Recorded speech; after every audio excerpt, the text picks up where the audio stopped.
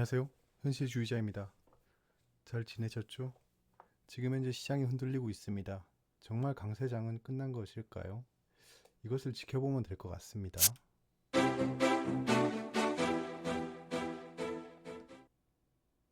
네, 굉장히 오랜만으로 느껴집니다. 한동안 방송의 방향에 대해 좀 생각을 해봤어요. 오늘 그걸 말씀드리는 자리는 아니니까 넘어가겠습니다. 이것도 제가 말씀드릴 기회가 있을 것 같습니다.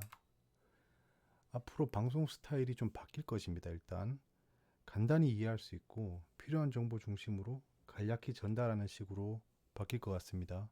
제가 데이터를 조사하고 보여드리는 것도 할 겁니다. 근데 그 빈도를 좀 낮추고 매일매일 볼 필요는 없을 것 같거든요. 제가 들어가는 공수에 비해 리턴이 좀 적은 것이라 판단이 됩니다. 이런 것들을 한번 말씀드리는 생방송을 진행하도록 하겠습니다. 쉬는 동안 시장이 좀 흔들렸어요. 근데 사실 불안하거나 애매하진 않았습니다.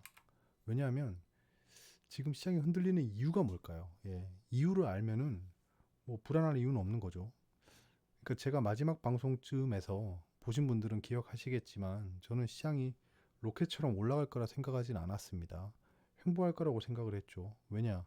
이동평균선이 수렴을 해야 된다. 어찌되었건 이게 뭐 호재가 있건 악재가 있건 오미크론이 어쩌니 저쩌니 뭐 이렇게 얘기를 해도 이동평균선이 정렬되지 않으면 시장은 상승할 수가 없습니다. 왜냐? 물린 사람들이 많으니까 그런 겁니다. 물린 사람들이 진득히 버티고 있을 수가 없는 거예요. 왜냐? 이동평균선이 벌어진 이유가 뭐겠습니까? 그것도 역배열로 벌어진 이유를 보면 반드시 악재가 있는 겁니다. 악재가 있기 때문에 이동평균선이 벌어질 정도로 시장이 흔들리는 거죠. 그러면 사람들이 이 주식을 홀딩하고 있을 만한 확신이 없을 상황일 겁니다. 왜냐면 시장이 안 좋으니까. 전 세계적인 긴축 우려가 있죠, 지금. FOMC 의사록 얼마 전에 5일이었나요? 그때 다소 매파적인 얘기가 나왔습니다. 매파라고 하면 호키쉬라고 하는데요. 사람들이 다소 그 양적 완화에 대해 부정적인 이미지를 비췄다는 겁니다. 금리를 인상해야 된다라고 생각하면 매파라고 하고요. 금리를 동결하거나 낮춰야 된다고 생각을 하면 그거는 비둘기파라고 합니다. 비둘기 매, 그 새죠. 그거에 표현하는 겁니다. 앞으로 많이 들으실 거예요. 연준이 자산 규모를 축소한다라는 논의도 진행될 것이라고 얘기를 하고 있습니다. 지금 자산 규모 축소를 하겠다라고 한 건 아니에요. 이거는 정말 긴축입니다. 그러니까 양적 완화를 느슨하게 하는 게 테이퍼링이고요. 이 양적 완화를 중단하고 자산 규모를 축소하는 걸 긴축이라고 합니다. 그러니까 테이퍼링과 긴축은 비슷하지만 다르다고 말씀드렸던 게 그 이유예요. 자, 그리고 금리 인상에 대한 이슈가 있죠. 성장주의 종말이다라고 불리울 정도로 금리 인상은 악재에 꼽힙니다. 근데 이게 실제 악재인지는 지켜봐야 되는 거예요. 그럼 우리는 무엇을 지켜봐야 하냐라는 겁니다.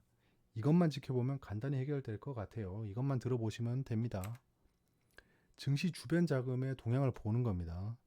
사람들이 가장 간과하는 게 증시 주변 자금인데요. 이 증시 주변 자금이 점점 줄어들면 그게 무슨 말이겠습니까? 지금은 증시 주변 자금이 유지되고 있잖아요. 이게 줄어든다는 건 주식시장으로 투입되는 돈은 있지만 그 주식시장에 투입되기 위한 예비군은 들어오지 않는다는 겁니다. 그러니까 이게 증시 주변 자금이라고 하면 마치 뭐 주식시장에 투입되고 있는 돈으로 여겨질 수 있지만 이거는 예비 자금입니다. 예치해둔 돈을 얘기하는 거예요. 그러니까 뭐 청약을 한다거나 이러면 증시 주변 자금이 확 빠져버리죠. 왜냐하면 예치해뒀던 돈이 청약을 위해서 차지되는 겁니다. 이 증시 주변 자금이 줄면 조정장이 옵니다. 이건 역사적으로 추세가 그랬습니다. 이것도 제가 데이터를 비교해서 말씀드릴 기회가 있을 겁니다. 자, 그리고 기준금리를 보면 됩니다. 기준금리. 이 기준금리가 그럼 기준금리만 지켜보면 됩니까? 이게 아닙니다. 기준금리가 얼마를 형성하느냐가 굉장히 중요한 겁니다. 이건 예전 기준금리랑 주식시장의 흐름이랑 그 다음에 그때그때 있었던 역사적인 이벤트랑 비교를 해보면 되겠죠.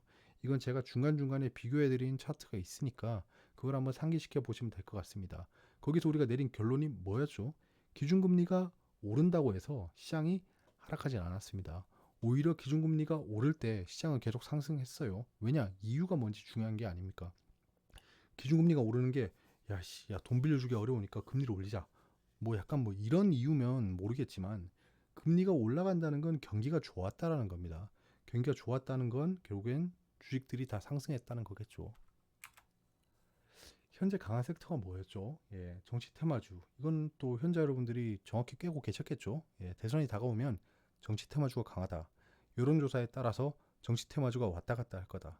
유력 대선 주자가 나오면 거기에 파리 새끼들이 꼬일 거다라고 했습니다. 뭐 누구 친척의 동생의 뭐 친구의 예전에 싸이월드 1촌이 뭐 이 회사를 하고 있다 뭐 이런 소리 하는 거예요. 싸이월드라는 얘기가 나온 거 보니까 우리 나이대를 짐작해 볼 수 있습니다. 뭐 그건 차치하고요. 로봇주가 강합니다. 그러니까 우리가 계속 지켜보던 게 뭐였죠? 예, 정치 테마주. 그 다음에 4차 산업혁명 관련주. 4차 산업혁명에 로봇주가 있었죠. 그리고 바이오를 봤었습니다. 바이오는 지금 애매하긴 하지만 바이오는 저는 계속 지켜보고 있는 섹터 중에 하나입니다. 이거는 장기적으로 오를 수밖에 없는 섹터라고 생각합니다. 어떤 것이 오르냐가 중요한 거지 바이오 섹터가 오른다는 것은 자명한 미래인 것 같습니다. 내일은 제가 쉬는 동안 거래했던 종목에 대해 간단히 리뷰를 해보겠습니다. 저 되게 많이 거래 안 했어요. 판 것들도 있고 산 것들도 있습니다. 일단 뭐 횡보할 거라고 예상했기 때문에 주식을 뭐 그렇게 털어버린다거나 이런 행동을 하지 않은 거죠. 일단 주식시장도 거의 안 봤어요. 예, 좀 예상한 대로 흘러가길래 지켜보지도 않고 그냥 종목만 대응했습니다. 뭐 단기 트레이딩을 하거나 그러지도 않았고요. 그냥 좀 진짜 말 그대로 좀 쉬었습니다.